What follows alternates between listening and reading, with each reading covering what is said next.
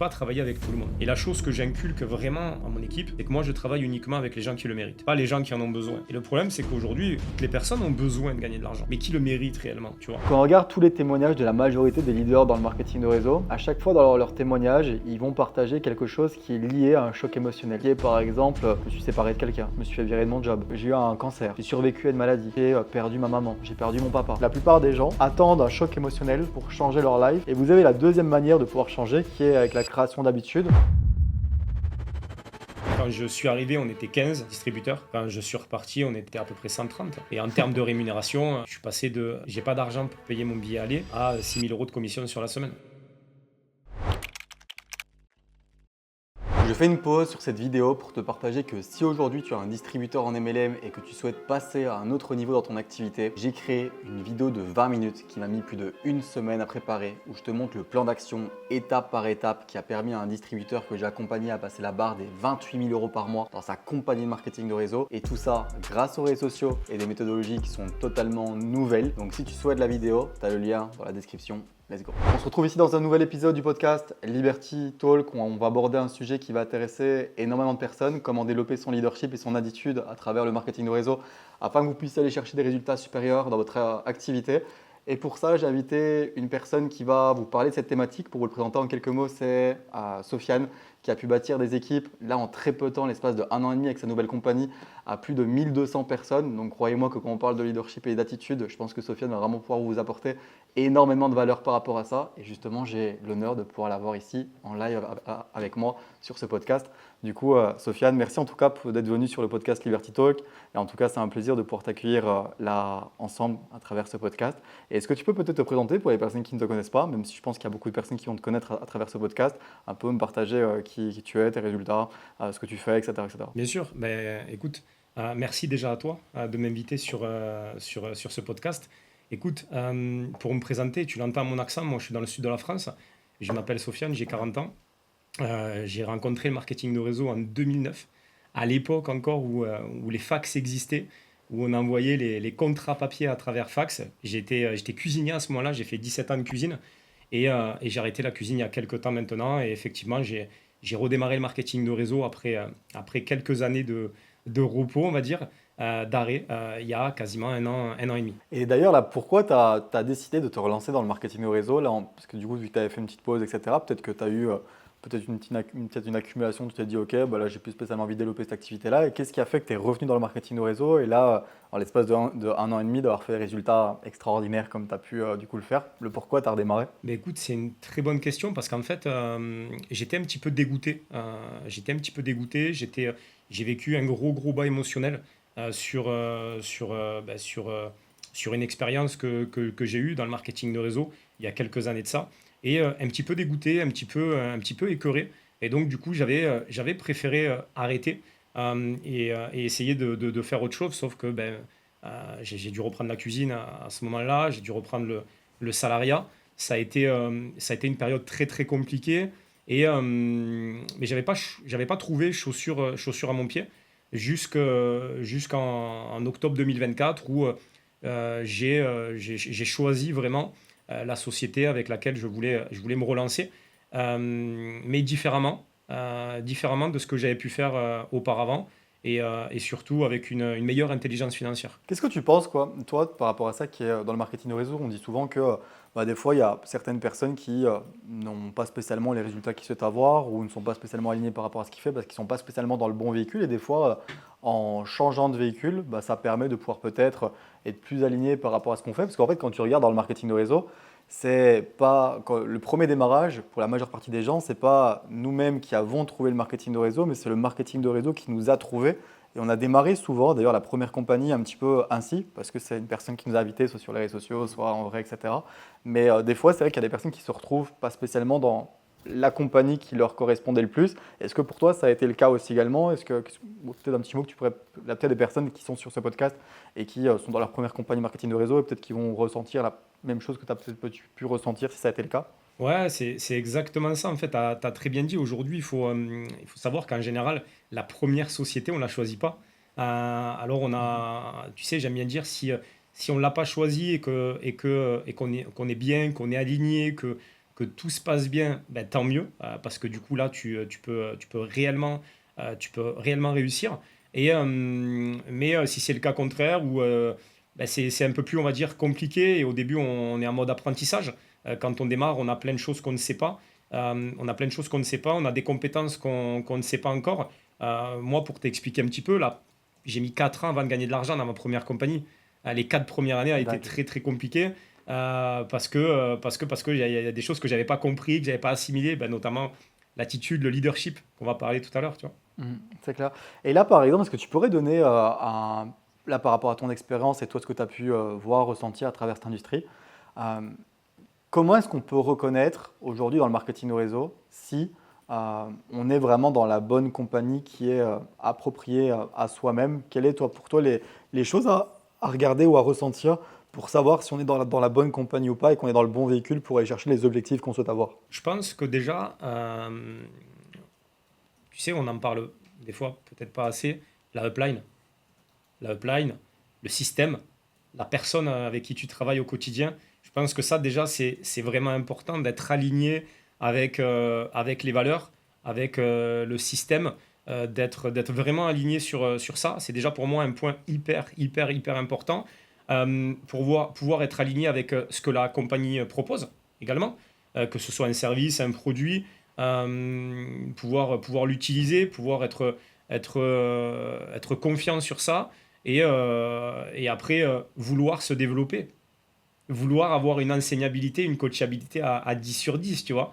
Donc parce que des fois, c'est pas forcément la compagnie, c'est notre niveau d'enseignabilité, de coachabilité, qui peut-être en termes de timing n'est pas forcément le bienvenu, tu vois. Alors que peut-être quelques années après, on comprend qu'en fait, tout part d'une décision. Donc je pense que pour moi, à partir du moment où on a une bonne upline, un bon parrain, un bon accompagnement, un mentor, voilà, une personne que l'on suit, des bons produits, un service qu'on utilise et des valeurs que l'on partage à travers l'équipe et un niveau de coachabilité, d'enseignabilité, avoir envie d'apprendre. Je pense que ça peut faire le combo de se dire je suis au bon endroit au bon moment. C'est clair. Merci en tout cas pour ton partage. Je pense que ça va même peut-être aider des personnes aujourd'hui, peut-être qui pourraient se retrouver dans un moment où ils se posent la question est-ce qu'au final je suis dans le bon véhicule ou pas pour pouvoir aller chercher les résultats que je souhaite atteindre en tout cas. Et là, par rapport, pour revenir un petit peu à la thématique du podcast qui est axée sur le leadership et l'attitude, est-ce que tu penses que là aujourd'hui, pour aller chercher les résultats que tu étais chercher en l'espace de 1 an et demi, qui est de pouvoir bâtir une équipe avec plus de 1200 personnes en pesant dans le service, c'est un petit peu plus compliqué que dans le produit, etc. Est-ce que, est-ce que pour toi, la l'attitude et le leadership, c'est vraiment les choses qui t'ont permis de pouvoir en réalité aller chercher ce niveau de résultat-là? Pour moi, c'est essentiel. C'est une certitude. C'est-à-dire que c'est qu'aujourd'hui, en fait, ton niveau de leadership et ton attitude vont réellement déterminer ben, tes résultats, qu'elles soient dans ton milieu professionnel ou même personnel, en fait. Et ce leadership et cette attitude, je pense que j'ai pu progresser grâce aux échecs que j'ai pu vivre sur les dernières années, tu vois. Et grâce à ça, j'ai pu peaufiner. Et aujourd'hui, si je suis pas encore au niveau que j'aimerais être, c'est que ben, j'ai peut-être pas encore le niveau de leadership et l'attitude pour être à ce niveau-là. Parce que beaucoup de personnes attendent d'avoir les résultats pour avoir l'attitude, alors que c'est le contraire, en fait. C'est ton attitude qui va Hmm. déterminer tes résultats, tu vois. C'est clair. Et si tu devais la définir pour les personnes, c'est vrai que dans le marketing de réseau, on entend beaucoup leadership, attitude, etc., etc. Si tu devais définir le leadership et définir l'attitude, ça serait quoi pour les personnes là, qui nous regardent et qui se disent, OK, leadership, c'est vrai que c'est quand même assez large, etc. Hmm. Toi, quand tu parles de leadership, tu entends quoi par là et attitude, tu entends quoi par là aussi? C'est une très bonne question. Le leadership, pour définir, comme tu dis, ça peut être. Il y a tellement de choses à travers le leadership. Je pense que c'est ce qui va te permettre d'amener un maximum de personnes avec toi. Euh, mais du coup, c'est lié à ton attitude également, où en travaillant ton attitude, ton leadership va augmenter. Hmm.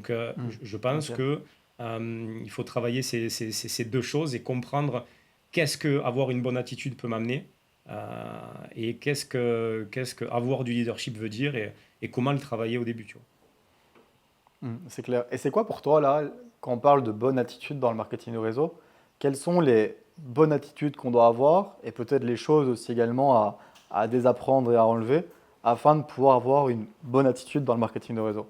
Là, pour quelqu'un qui se dit, OK, là, je suis dans ma campagne marketing de réseau, je veux pouvoir me développer, gagner en attitude et leadership. Quels sont vraiment les points importants sur lesquels je dois me développer en termes d'attitude pour pouvoir passer à un niveau supérieur? Et quelles sont peut-être les choses que je dois désapprendre, les vices peut-être même aussi, Ouais, tu vois? Est-ce que ouais. tu as quelque chose que tu peux partager par rapport à ça?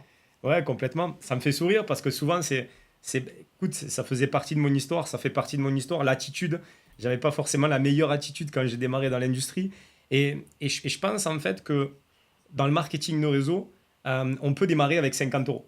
On peut démarrer avec 500 euros. Enfin, on peut démarrer avec peu d'argent en fait. Et je pense que déjà, la première attitude à avoir, c'est de se mettre dans une attitude de chef d'entreprise et de se dire, OK, j'ai pas mis 50 euros sur la table et avoir l'attitude d'une personne. Alors peut-être c'est trop, tu vois, c'est peut-être trop rouge, mais de se dire, OK, j'ai mis 1 million sur la table, c'est-à-dire que j'ai hypothéqué ma maison. Si j'y arrive pas, tu vois, il va y avoir ça en conséquence. Et je pense que déjà, quand on a cette attitude-là, de se dire, OK, j'ai pas mis 50 euros, j'ai pas démarré à 500 euros, j'ai démarré à 1 million d'euros. Et déjà, bizarrement, ton attitude, même si tu n'as pas toutes les formations sur l'attitude, etc., mais tu as déjà des bases de te dire, OK, ma vie en dépend, entre guillemets, tu vois. Si je veux réussir, ma vie en dépend. C'est clair. Toi, aujourd'hui, et c'est vrai, tu vois, c'est ce qu'on voit aussi dans le marketing de réseau, c'est que la plupart des gens aujourd'hui considèrent un petit peu leur business comme un hobby, pas spécialement comme un réel business, parce que c'est vrai que le coût pour pouvoir rentrer, le coût de démarrage dans l'industrie du marketing de réseau, bah, c'est pas cher. Tu vois, c'est que comme tu partages, tu as des compagnies, des fois même on peut rentrer gratuit. Ah, Tu as des compagnies, c'est 50 balles, 100 balles, 200 balles. Et allez, au grand, quand tu vois des grosses licences pour démarrer, des gros packs de démarrage, on est sur 500 et voire 1000 grands maximum. Et c'est vrai que la plupart des personnes se disent, OK, bah, au final, je peux démarrer cette industrie et j'ai pas spécialement grand chose à perdre. Donc toi là, c'est le conseil que tu peux partager, c'est de te dire, OK, c'est qu'aujourd'hui, que même si on démarre le marketing de réseau, bah, au final, c'est de le considérer comme un réel business et que c'est à ce moment-là, en fait, où on commence à considérer le marketing de réseau comme un réel business, qu'on commence au final à aller chercher des résultats qui sont différents en tout cas. C'est ouais, ça? exactement, exactement. Le considérer comme un vrai business. Comme, tu sais, j'aime bien dire, moi, je suis networker, mais je suis chef d'entreprise. On est des chefs d'entreprise. Et ça, c'est Mhm. vraiment important de pouvoir voir son business comme ça et d'avoir une attitude. Tu sais, on dit l'attitude précède les gains. C'est clair, ouais. C'est clair, pas comme tu partages. Et c'est quoi pour toi la différence entre, euh, entre un manager et un leader? Là, par exemple, si on devait se dire dans le marketing de réseau, quelle est la différence entre un manager et un leader quand on parle un petit peu de leadership? Et quelles sont aujourd'hui les différences, même peut-être qu'on peut remarquer par rapport au système traditionnel à travers le leadership dans le marketing de réseau qui est différent aussi du système traditionnel? Quelles sont pour toi les différences qu'on peut retrouver dans le marketing de réseau par rapport au leadership, etc.? Ben, en fait, pour moi, c'est très simple aujourd'hui. Dans le système traditionnel, tu as plusieurs formes de leadership, comme tu l'as dit. Et dans le système traditionnel, il y a beaucoup de leadership par position. Tu vois, par position, par diplôme.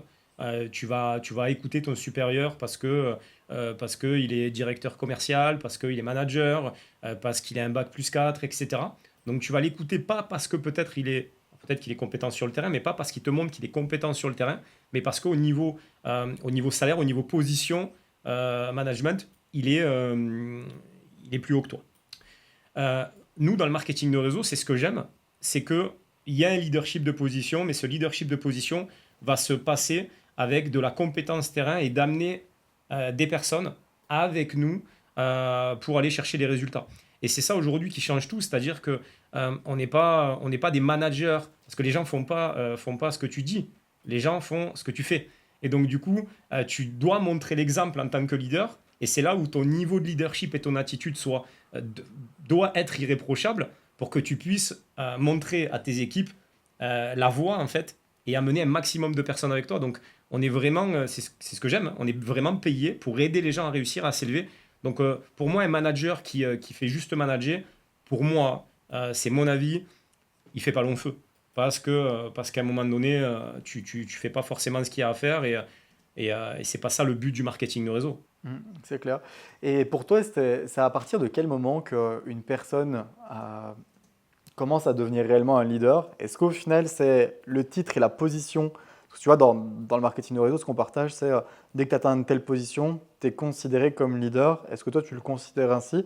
Ou est-ce que pour toi, c'est une attitude à avoir avant? Parce que c'est vrai qu'on dit toujours que quand tu atteins une telle position, bah, ton titre change aux yeux des Ah, bien personnes. sûr. Et là, tu es considéré comme leader, mais pas avant ça, tu vois. Est-ce que tu veux partager quelque chose par rapport à ça? Ah, bien sûr, ça me fait sourire parce que pour moi, le titre, bien sûr, le titre pour moi, c'est une conséquence. Pour moi, une Mhm. position, c'est la conséquence de ton leadership et de ton évolution et de tes résultats que tu as eus sur ton parcours. Mais pour moi, un leader, c'est quelqu'un qui le devient tout au long du processus. Euh, Moi, je te prends mon exemple. Dans mon équipe, j'ai un groupe leader que je renouvelle tous les mois pour mes équipes. Euh, mais il n'y a pas forcément de conditions de position. Il peut y avoir des personnes Mhm. qui ont démarré il y a un mois, qui en un mois ont eu de sacrés résultats. À partir du moment où je vois que la personne elle a une bonne attitude, qu'elle montre en fait son engagement par rapport à l'attitude qu'il a, ben, pour moi, un leader, ça se naît, ça se crée. Et au fur et à mesure, mais la position est juste la conséquence du travail qu'il a fait pour en arriver là.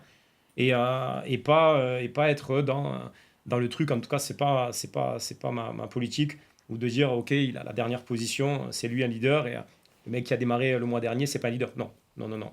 C'est, C'est clair. Et là, je vais rebondir sur ce que tu partageais, qui était que voilà, tu crées un groupe de leaders avec justement des personnes qui sont dans tes équipes et que c'est même pas spécialement que par rapport au titre, et même des fois, il y a personne qui n'a pas spécialement le titre ou la position, bah, est quand même intégrée dans ton groupe de leaders, etc.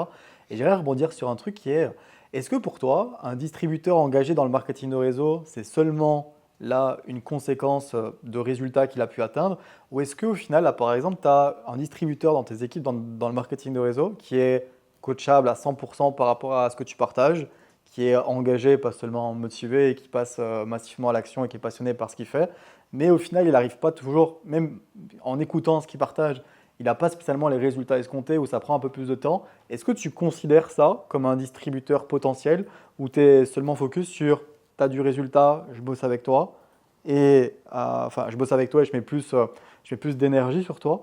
Ou là, par exemple, même un distributeur qui n'aurait pas de résultat mais qui est 100% engagé, qui est coachable et qui est passionné et qui passe à l'action, etc.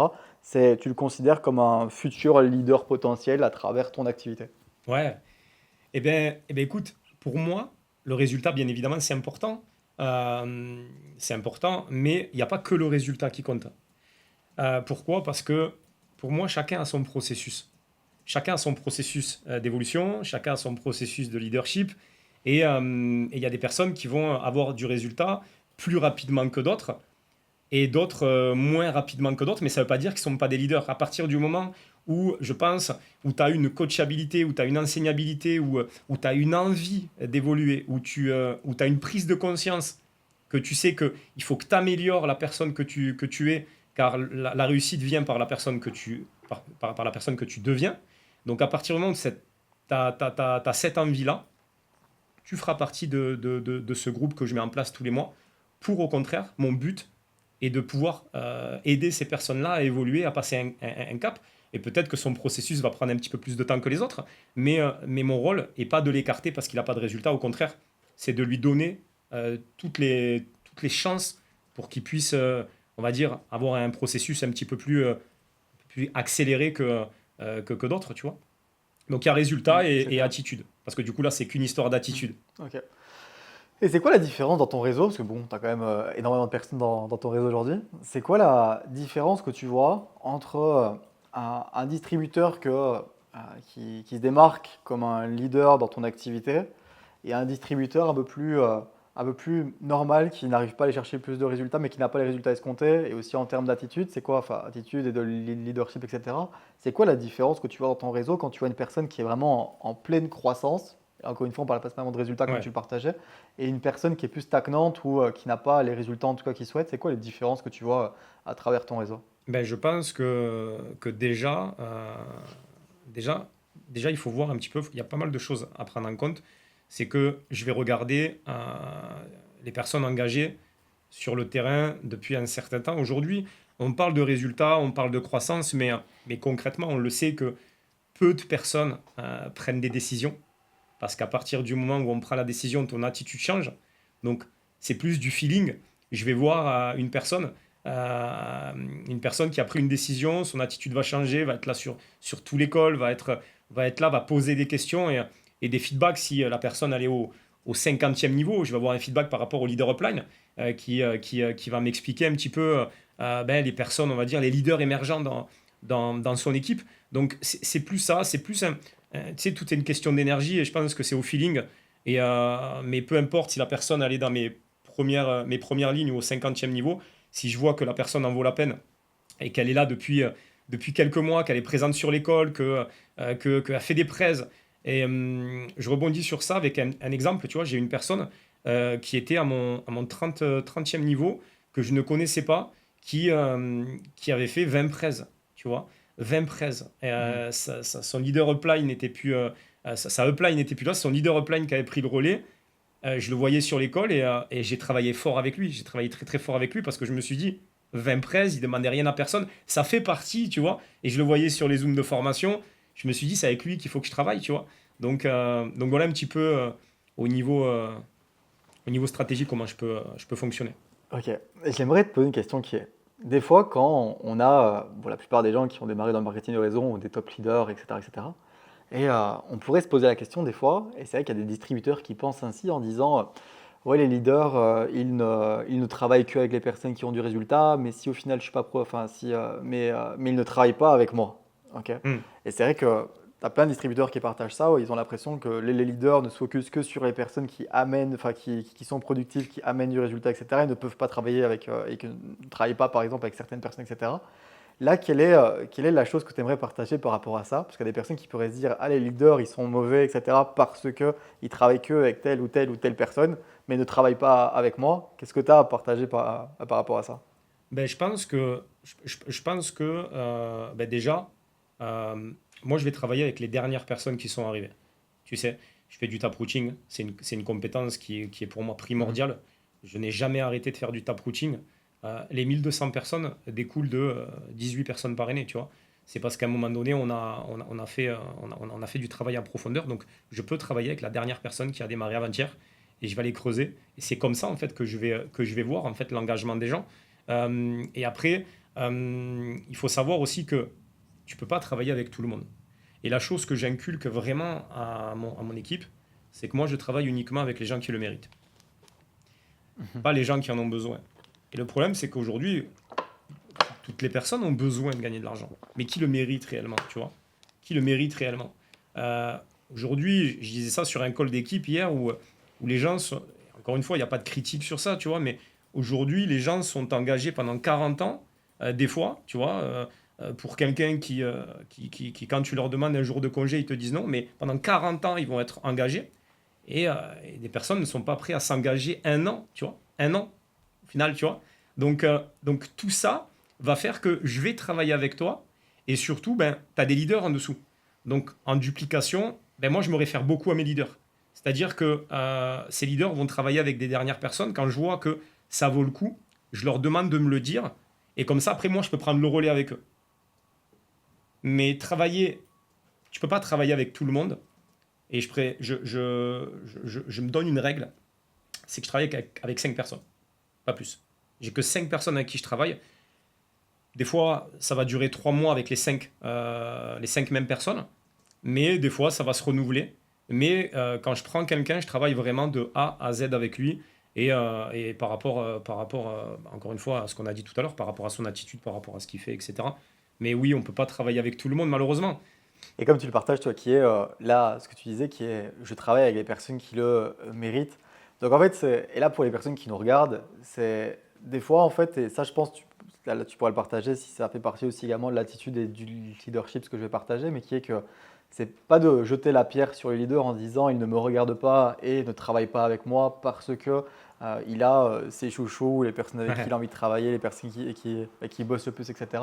C'est posez-vous la question, et ça c'est super important de se dire ok, qu'est-ce que je mets en place dans mon Ouais. activité et quel est l'engagement que j'ai à travers mon business pour qu'au final, mon leader ait les yeux rivés sur moi. Là, on prend par exemple l'exemple avec le distributeur que tu as partagé qui a fait 20 présentations, qui était peut-être à ton niveau 50. Ouais. Bah, là, tu t'es dit, ah bah ok, là, il y a quelqu'un sur lequel, en tout cas, je peux peut-être faire vraiment quelque chose et l'amener en fait très loin. Et c'est pour ça que bah, tu as été en profondeur, du coup, l'accompagner. Je sais pas si tu Exact. veux partager un truc par rapport à ça. Mais...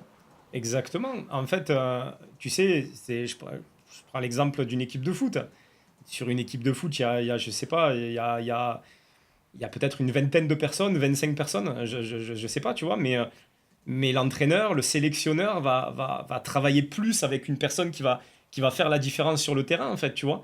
Et ça ne veut pas dire que les autres, on ne travaille pas avec, mais on va travailler différemment pour plusieurs raisons, parce que tu ne peux pas communiquer de la même façon avec une personne avec qui tu travailles et qui a pris la décision de réussir et une personne qui vient de démarrer le mois dernier et quand tu lui parles d'enseignabilité, il a son ego qui surgit et tu peux rien lui dire. Donc forcément, ta communication, moi j'adapte ma communication selon les personnes qui j'ai en face et je pense que c'est ça, tu peux pas, le marketing de réseau est un business et un vrai business et on doit le considérer en tant que tel si on veut réussir. Et aujourd'hui, si on prend, et des fois j'ai l'impression que bah, tu me dis, du coup, par rapport à toi, tes expériences, peut-être que toi, ça s'était déjà passé, c'est déjà passé. Moi, aujourd'hui, souvent dans le marketing de réseau, des personnes n'acceptent pas qu'on fasse des choses en tant que chef d'entreprise, alors que c'est des choses que les autres chefs d'entreprise dans d'autres domaines le font. Mais nous, tu vois, limite, quand on le fait, on ne comprend pas. Tu vois, je sais pas. Et pour moi, C'est clair. c'est assez dingue, quoi. Tu vois, le mec a acheté un Intermarché à 1 million d'euros. Euh, il peut pas travailler avec ses 1000 salariés. Il va travailler avec ses cadres, avec ses leaders, avec ses managers, ses directeurs. Et après, s'il y a quelqu'un qui sort du lot dans le magasin, il va l'amener, il va travailler avec. Il va le faire évoluer si le mec il a des valeurs. Mais nous, c'est pareil, en fait, tu vois. C'est clair. Et comme tu le partageais, c'est aussi sûrement dû par le fait que les gens ne considèrent pas ça au final comme un réel business, mais au final Exactement. comme un hobby. Du coup, se disent, OK, il y a tout le monde qui doit m'accompagner, je suis dans un monde de C'est bisounours, même ça. si je fais rien, C'est- il faut qu'on soit là pour moi, etc., etc. Et comme tu partages, c'est un business qui a la méritocratie. c'est Et ça. si on veut aujourd'hui que les leaders aient des yeux sur nous, il faut faire nos preuves, comme toi tu l'as fait, comme je l'ai fait aussi également Bien auparavant, sûr. etc. Et comme tous les leaders l'ont fait, on a Et dû prouver pour qu'on ait les yeux rivés sur nous, tu vois. complètement. Et je pense, et tu sais, il y a quelque chose que j'aime bien partager, c'est qu'on ne voit pas un leader quand tout va bien, tu vois. On voit un leader quand tout va mal, tu vois, sur un premier échec. Et moi, mes équipes, je leur dis, dès que je vois qu'il y a quelqu'un, parce qu'au début, quand quelqu'un démarre, tu le sais, bah, tu sais quoi tes objectifs, je veux faire 100 000 € sur l'année, tu vois, les objectifs, c'est normal, tu vois, et au fur et à mesure, tu vois, quand ils commencent à prendre des noms, quand ils commencent à voir que c'est pas le monde des bisounours, qu'on est dans un business, qu'ils commencent à tomber sur des haters, tu vois, et bien en fait, c'est là, à 99%, où moi, je vais sélectionner la personne avec qui je vais travailler. Si C'est clair. ces personnes-là passent le premier échec, ben ma première réaction, alors peut-être c'est ouf, c'est je les appelle et je leur dis félicitations. Ah bon, pourquoi? Félicitations. Tu viens de vivre ton premier échec, mon ami. Bravo. Et c'est à partir de là, on va voir si tu vas te relever ou tu vas sombrer parce que tu n'as pas de deux solutions. C'est soit tu continues, tu es focus sur tes objectifs, soit tu n'es pas focus et tu retournes voilà, sur ce que tu faisais avant et tu oublies tes rêves. Et si je vois qu'il se relève, je me dis, tu vois, l'attitude, encore une fois, ok, lui, je peux travailler avec. Là, Tu vois. là, d'ailleurs, du coup, question pour rebondir sur ça. C'est quoi pour toi l'attitude d'un leader face aux problèmes? Parce qu'évidemment, dans un business, on n'a que ça. On se Ouais, réveille le matin, on n'a que des problèmes tout le temps. Tu vois. ouais, Et aujourd'hui, un entrepreneur, c'est ça, c'est sa capacité à pouvoir résoudre des problèmes. Tu vois. Du coup, là, exactement. c'est quoi pour toi l'attitude d'un leader face à des problèmes? Je pense que pour moi, leader, c'est une personne au problème, c'est une personne qui sait solutionner les problèmes. Tu vois? Et je pense que notre niveau de résultat va être défini par rapport aux solutions qu'on va trouver aux problèmes qu'on a. Et, euh, Mhm. et alors déjà, avoir des problèmes, nous, il faut les régler. Mais dans le marketing de réseau, tu as des problèmes qui arrivent par rapport au nombre de personnes que tu as dans le réseau. Tu as de plus en plus, entre guillemets, de problèmes, on va dire, un petit peu plus élevés. Et au plus tu vas pouvoir solutionner ces problèmes, je pense qu'au plus tu vas pouvoir évoluer. Mais la réaction, elle doit pas faire, tu dois pas faire l'autruche. Si tu fais l'autruche face à un problème et tu dis on va le régler plus tard, c'est la pire des choses qu'il faut faire. Mais je pense qu'il faut le régler intelligemment, sans émotion. sans y mettre de l'émotion et pouvoir le régler, bien évidemment, le plus vite possible. Là, autre question pour rebondir sur certaines questions un peu thématiques par rapport justement au leadership, etc. C'est comment un leader se comporte, enfin comment un leader doit se comporter lorsque ses résultats baissent. Ouais.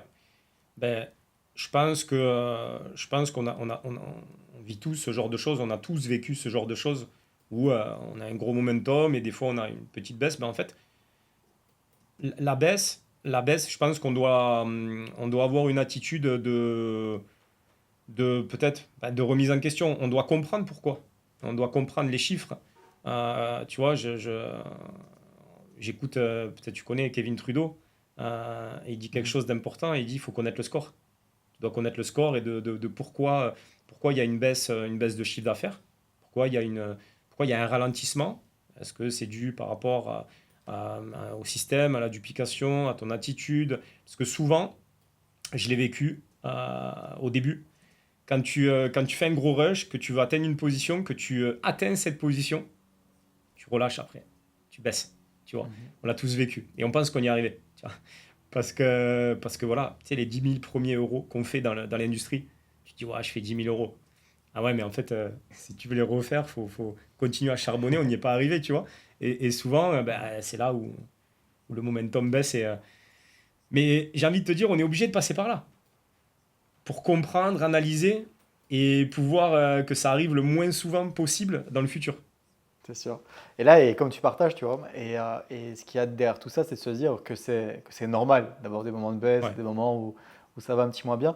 Et là, c'est même important, c'est ne pensez pas, les amis, pour les personnes qui nous regardent dans le marketing de réseau, que tout va être toujours de manière croissante, enfin, tout va être en croissance de manière linéaire tout le temps. Vous pouvez regarder n'importe quelle entreprise du monde, ça a toujours des moments de momentum, des moments un peu down, etc., etc. Il faut juste des fois l'accepter. Hmm. Et même aussi en fonction de vos marchés, qui est par exemple, si vous êtes dans une compagnie perte de poids, par exemple, bah, vous allez avoir des moments de l'année qui vont être un peu plus compliqués pour vous. Par exemple, décembre, bah, on sait que c'est un mois qui est un peu plus compliqué pour le marché, tout ce qui est santé, perte de poids, remise en forme, etc. Parce que les gens sont plus focus sur les fêtes, etc. Et de vous dire que ça, vous devez l'accepter, de vous dire, OK, comment est-ce que je peux faire? Quelles sont les choses que je peux mettre en place afin de pouvoir diminuer peut-être la baisse que je vais avoir? Et qu'est-ce que je peux faire dans les moments qui sont plus momentum pour pouvoir bah, justement accélérer ça comme le partage Sofiane, etc. Et là, je voulais te poser une question, Sofiane, par rapport au leadership, qui est qu'est-ce que montre un leader à son équipe dans l'adversité, lorsque en gros il est dans un moment compliqué? Est-ce que par exemple, c'est comme, bon, tu as dû sûrement vivre ça, ou tu dois sûrement le vivre souvent, qui est est-ce que tu es là dans les groupes bon, Messenger, Telegram ou WhatsApp des Ouais. équipes en train de te plaindre partout, etc. C'est qu'est-ce qu'un leader fait lorsque lui a un moment un peu plus compliqué? Est-ce qu'il le montre? Comment?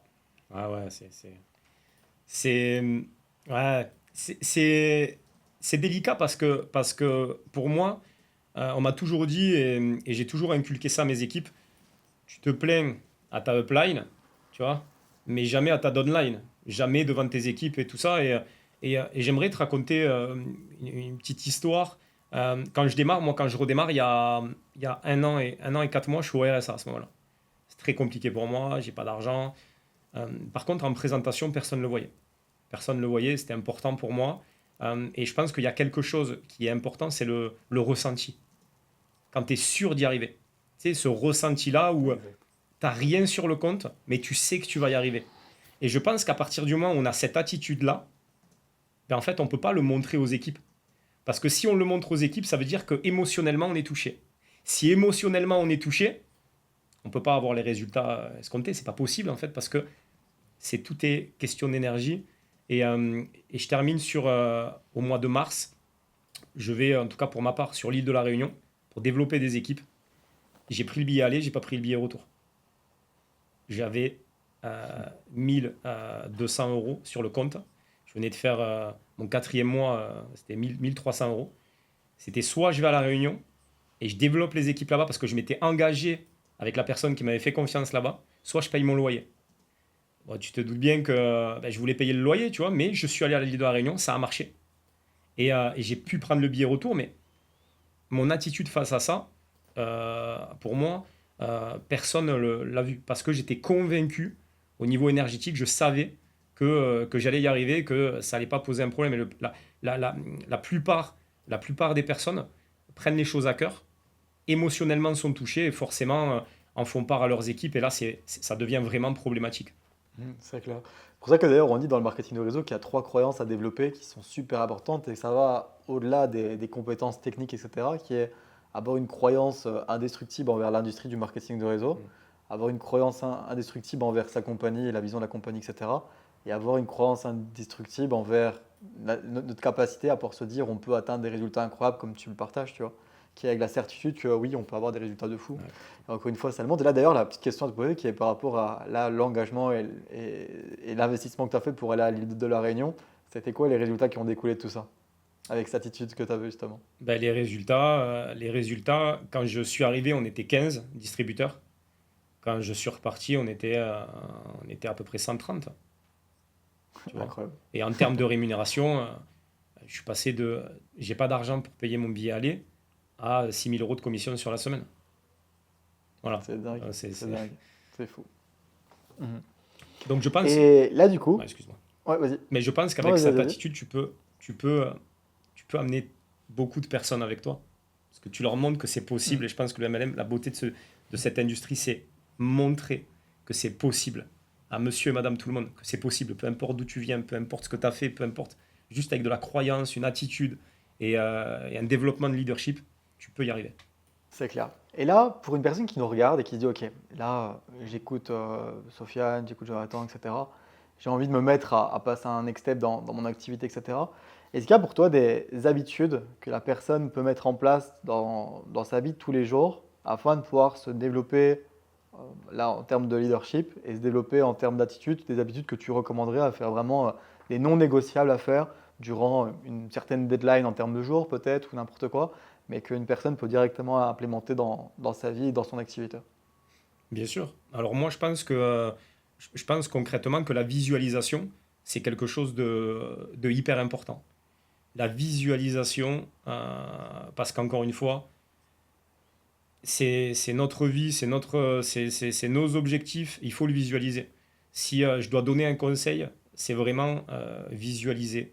Mais visualiser même 2 minutes. Mais visualiser ce que vous voulez. Fermez les yeux.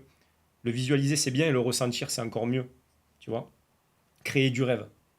Voilà, ça, c'est vraiment le conseil que je peux donner. Créer du rêve, visualiser ce que vous voulez. Et en visualisant ce que vous voulez et la personne que vous voulez devenir, ben forcément, votre leadership et votre attitude au sein de la journée ben, va être en fonction de ce que vous avez vu le matin en vous visualisant sur la prochaine année, les deux prochaines, la troisième et la cinquième, quoi. Ok. Et ça, c'est vrai, c'est important par rapport à la visualisation et peu de personnes le prennent au sérieux. Mais en réalité, c'est que. Et pourquoi ça fonctionne en réalité? C'est parce que le cerveau ne sait pas faire la différence entre ce qui est réel et ce qui est réel. Si par exemple, voilà, je ne ferai pas un exercice, mais qui est l'exercice qu'on partage de. Visualise-toi avec un citron que tu arrives dans ta bouche et que tu Hmm. presses le jus, etc. Bref, et j'en passe. Tu vas commencer à saliver, etc.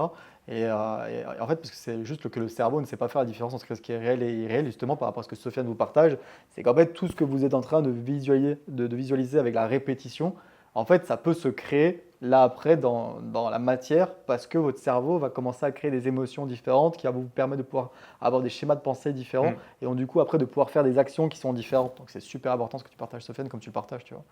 Et là, est-ce que tu peux partager peut-être là, on a parlé d'une habitude, si tu en as d'autres d'ailleurs, n'hésite pas à partager, mais quels sont peut-être aussi là pour quelqu'un qui nous regarde et qui n'a pas encore spécialement énormément de résultats dans sa compagnie, euh, quels sont pour toi les comportements qu'une personne doit arrêter dans sa vie afin de pouvoir réellement passer à un niveau supérieur dans son activité, à travers le leadership, l'attitude, etc. Quels sont les comportements qu'une personne doit arrêter pour pouvoir justement atteindre ça? Dans le marketing de réseau ou dans sa vie en Ouais, général. marketing.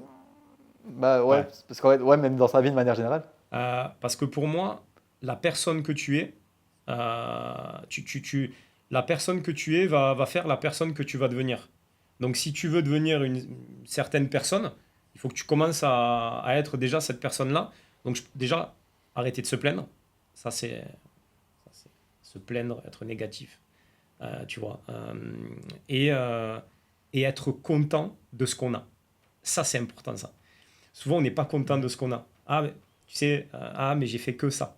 Ah, j'ai que ça en résultat. Ah, mais j'ai démarré que 10 représentants ce mois-ci. J'ai fait que 10 clients. Sois content déjà de ça. Et de la gratitude. Arrête de te plaindre, de blâmer les autres, tu vois, de procrastiner. Ça, c'est important aussi. De procrastiner. Mais encore une fois, on en vient à une seule décision. Pour moi, c'est une vraie décision qu'il faut prendre, pas une semi-décision qu'on prend le 1er janvier et qu'on a oublié le 14 février, tu vois. Une vraie décision de réussir. Et forcément, l'attitude va découler de ça, de cette décision. Et quand tu regardes là d'ailleurs, quand tu vois des distributeurs comme tu le partages qui ne sont pas contents et pas en gratitude par rapport à ce qu'ils font, qui est voilà, j'ai fait 5 distributeurs ce mois-ci, je suis pas content, j'aurais pu faire plus, etc., etc. C'est toujours des personnes qui sont toujours dans la comparaison, qui est au Ouais. final parce qu'ils ont vu d'autres distributeurs qui ont peut-être fait plus durant le même mois ou peut-être des personnes qui ont eu plus de résultats, etc. Et donc du coup en réalité qui sont toujours dans la comparaison par rapport aux autres. Et c'est pour ça, parce qu'en fait on ne peut pas sortir de en fait j'aurais dû faire plus ou je voulais faire plus, etc. Si vous partagez ça, c'est que d'office vous êtes dans un schéma de pensée qui est la comparaison. Et en fait, en réalité, je sais pas justement, Sofiane, si tu veux le partager ce point-là, c'est que dans le marketing de réseau, on ne peut pas se comparer aux autres parce qu'il y a même des personnes qui ont démarré le marketing de réseau et toute leur croissance personnelle et travaillent déjà leur leadership, Hmm, leur attitude, bien avant d'avoir démarré le marketing de réseau. exactement. Et ça, c'est important. Donc en fait, vous pouvez vous comparer par rapport à personne. On prend le cas, par exemple, qui est, même si c'est bête, mais par exemple, si vous avez des parents qui sont salariés, et une autre personne qui va avoir des parents qui sont entrepreneurs, là vous ne l'avez pas choisi, c'est ainsi, bah, vous allez être éduqué avec une manière de penser qui va être totalement différente que par exemple des personnes qui ont eu des parents salariés. Donc en fait vous allez avoir un processus peut-être qui va être un petit peu plus long parce qu'ils n'ont pas démarré avec ces acquis-là pour l'entrepreneuriat par exemple. Est-ce que tu veux faire un point par rapport à ça, Sofiane d'ailleurs? Complètement. Moi, je suis entièrement d'accord avec toi. Aujourd'hui, chacun a son processus. Et je pense que souvent, on met en avant, dans le marketing de réseau, on met en avant les histoires à succès. C'est très très bien, tu vois, de dire il est passé, je sais pas moi, diamant, double diamant, enfin peu importe la position, en 90 jours. Il a fait tant après un an d'activité. Mais il faut voir aussi qu'est-ce qu'il y a eu avant. Ok, il a fait ça, mais qu'est-ce qu'il y a eu avant? Il y a eu peut-être une expérience entrepreneuriale, il y a eu peut-être une éducation qui a été portée plus sur le développement personnel que Thibaut qui a démarré et que, tu vois, et que ses parents ont été salariés, il n'a pas eu la chance de baigner dans cette mentalité-là. Donc on ne peut pas, aujourd'hui, je pense qu'il faut remettre les choses dans leur contexte où chacun a son processus, ne jamais se comparer aux autres, mais il faut regarder ce que les autres font pour se dire, si lui il l'a fait, moi je peux le faire. Mais vraiment aller dans ce regard-là avec les leaders, de se dire, OK, bah, si lui l'a fait, je peux le faire. Et pas dans, ah, il l'a fait, moi j'ai fait que ça, lui il a rentré 100, moi j'en ai rentré 90. Et toujours sur les résultats qu'on a, se demander pourquoi, OK, pourquoi aujourd'hui j'ai rentré 90 représentants et j'ai fait 50 clients et lui en a démarré 300 je sais pas moi, a fait 250 clients. Il y a une raison. Et quand tu comprends les raisons, eh ben déjà, tu l'acceptes mieux. Tu n'es plus dans la culpabilité en disant ah ouais, pourquoi j'ai fait ça. Et tu dis ok, bon, ben lui, il a démarré déjà, ça fait 10 ans qu'il fait du MLM, il a repris là. Tu vois, on ne peut pas comparer les histoires, mais se servir de ces histoires pour s'inspirer et aller chercher ses objectifs. Et là, je vais rebondir sur un point justement que tu partageais plusieurs fois à travers ce podcast qui est par rapport à la prise de décision. Je partage toujours un truc, bon après c'est un peu marketing, tu vois, mais je le fais exprès Ouais. parce que j'aime bien ça, tu vois. Mais qui est, je partage, là en gros je dis que quand vous avez des personnes qui vous disent j'ai atteint tel niveau de résultat en autant de temps, c'est un mensonge. Et je vais vous expliquer pourquoi. Là enfin, c'est ce que je partage à chaque fois. Et là du coup pour te partager un petit peu la notion là par rapport à ça, qui est que je dis qu'il y a deux démarrages dans le marketing de réseau, qui est le premier démarrage lorsqu'il y a notre marraine et parrain, par exemple, qui nous ont inscrits à travers le business. Et le deuxième démarrage qu'on a, c'est lorsqu'on comprend vraiment qu'on a c'est qu'on comprend vraiment ce qu'on a en fait au final entre les mains et qu'on comprend vraiment, comme tu partages, qui est la prise de décision là par rapport à ça. Et même que lorsque au final on entend un témoignage d'une personne qui dit par exemple j'ai mis 5 ans pour démarrer le marketing de réseau et atteindre ce résultat-là, en réalité c'est vrai et peut-être pas vrai, ça dépend évidemment des processus, mais qui est que elle a peut-être mis 5 ans pour là, prendre vraiment cette prise de décision à ce moment-là et se rendre compte de ce qu'elle avait entre les mains, qui lui amenait ensuite à avoir du résultat de manière assez rapide. Parce que, et je ne sais pas si tu es d'accord justement avec ça, que lorsque tu prends décision vraiment à travers ton activité de te dire, OK, je considère ça vraiment comme un vrai business et je donne vraiment le meilleur que je peux donner à travers mon activité, au final, ça ne prend pas spécialement beaucoup de temps pour aller chercher du résultat dans le marketing de réseau, qui est en tout cas des premières positions à 1000, 1500, 2000 euros par mois. Après, si tu n'es pas d'accord avec moi, tu peux le partager, Ah non, mais qu'est-ce que tu en penses justement de tout ça? mais complètement. En fait, moi, je suis entièrement d'accord. À partir du moment où, en fait, c'est vrai qu'à partir du moment où tu prends la décision, et encore une fois, par rapport à mon histoire, 4 ans où sur ma première compagnie où je gagne peanuts, zéro euro, zéro centime. Une prise de décision, les 6 mois qui ont suivi ma prise de décision, j'ai fait 18 000 euros de complément de revenu à côté de la cuisine. Tu vois, c'était le même business, c'était la même chose, c'était la même presse, tout était pareil. Mais ce qui avait changé, c'était ma décision. Tu vois. Donc c'est vrai qu'à partir du moment où on prend une décision, il y a des personnes qui vont avoir la chance de démarrer euh, en ayant pris la décision. Mais c'est compliqué la première fois de démarrer et de prendre la décision parce que tu démarres un petit peu, tu es dans une industrie que tu connais pas. Et en général, les décisions, tu les prends aux événements. Tu les prends aux événements et il se passe peut-être 1 mois, 2 mois, 3 mois avant de vivre ton premier événement. Et c'est là où la décision, vraiment, tu la prends. Et c'est pour ça que les plus grosses histoires à succès se font après les événements. C'est clair, c'est clair. Et j'allais même rebondir sur un truc aussi qui est important. Là, tu vas me dire ce que tu en penses aussi, mais qui est que il y a deux manières de pouvoir changer dans la vie. La première manière de pouvoir changer, et qui est un peu la moins cool, qui est lorsqu'on reçoit un choc émotionnel. Qui est par exemple, on prend le cas par exemple de quelqu'un qui fume. Mm. Quelqu'un qui fume, il a déjà essayé plein de fois d'arrêter de fumer. Au final, il a toujours repris, jamais réussi. Mais si là, par exemple, il va en face du médecin et que le médecin lui dit si tu n'arrêtes pas de fumer, dans 3 mois tu meurs, bah là, ce qui se passe, il arrête de fumer totalement. Choc émotionnel.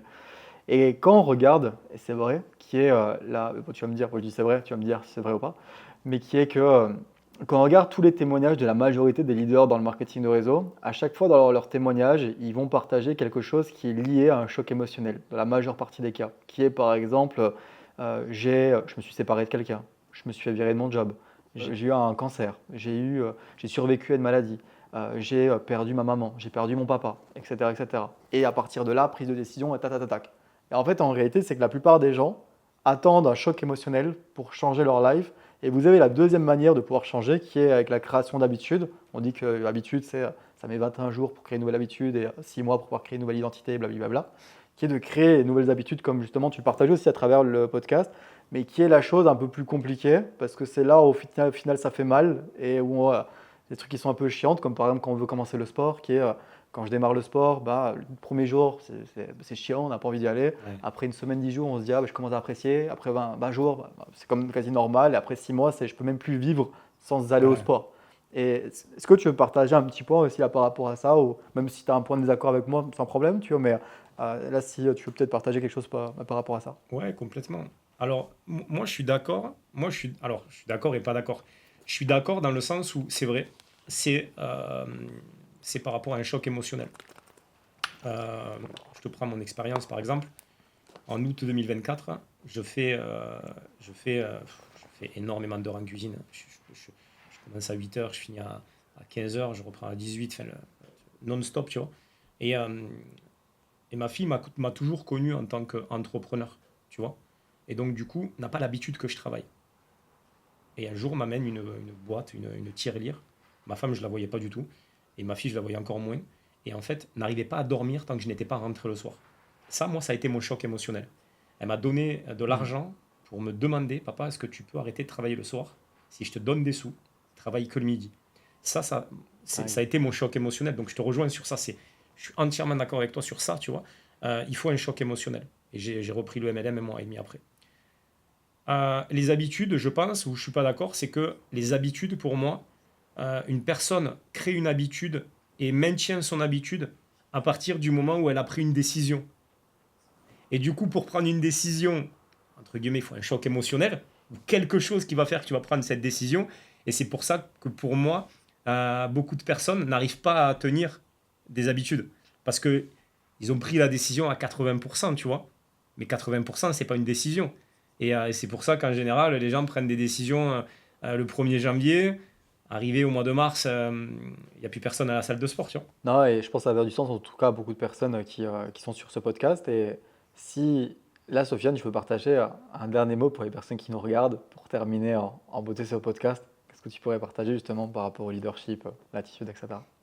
Ben, moi, ce que je peux partager, c'est vraiment euh, ayez l'attitude de la personne que vous voulez être réellement. Je sais que c'est pas facile au début, je sais que c'est dur, on va pas se mentir, mais visualisez-vous.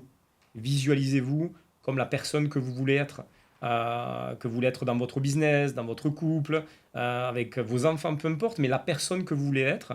Et forcément, vous allez devenir cette personne au fur et à mesure parce que vous allez vous commencer à vous comporter comme cette personne. Si vous voulez devenir, je ne sais pas, la plus grande position dans votre société de marketing de réseau, regardez les personnes, regardez comment ils parlent, comment elles parlent, comment elles se tiennent, les expressions, tu vois. Et pour moi, c'est vraiment ça, et de pouvoir faire du mimétisme, tu vois. À l'époque, Mhm. quand on était petit, on nous disait que copier les camarades, c'était interdit, tu vois, que c'était pas bon. Là, il faut, c'est-à-dire c'est du copier-coller en fait. Donc voilà, le conseil, c'est vraiment de ne pas attendre d'avoir l'argent pour avoir l'attitude, mais c'est l'attitude qui donne l'argent. Donc voilà un petit peu pour le conseil, on va dire attitude, leadership, car le leadership après va en découler et vous aurez les résultats par rapport à votre attitude et au leadership que vous avez mis en place. C'est clair. Merci beaucoup en tout cas pour tout ce que tu as partagé, Sofiane. Et pour toutes les personnes qui nous regardent, super important. À travers la vidéo du podcast, on va mettre les réseaux sociaux de Sofiane, Instagram, Facebook, etc. Les amis, je veux vraiment que vous fassiez péter son téléphone de notifications avec de personnes qui s'abonnent à lui, etc., etc.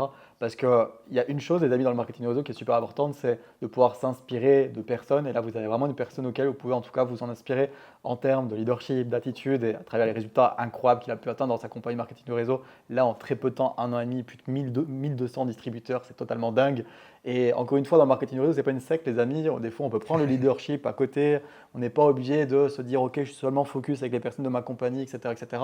Et n'hésitez pas, les amis, à prendre des leaderships différents, et justement des Mm. leaderships comme ceux, par exemple, de Sofiane. C'est des choses qui peuvent vraiment, vraiment aider. Du coup, let's go, je vous allez dans la description de la vidéo et allez s'abonner en tout cas à tous ces comptes et let's go en tout cas. Donc en tout cas, merci Sofiane Merci pour à tout toi. le temps en tout cas que tu as partagé. En tout cas, je pense qu'il y a beaucoup de personnes qui vont pouvoir prendre des claques à travers ce podcast qu'on a pu avoir ensemble et que ça a été rempli en tout cas de valeur et de choses aussi également à mettre en place dans leur activité.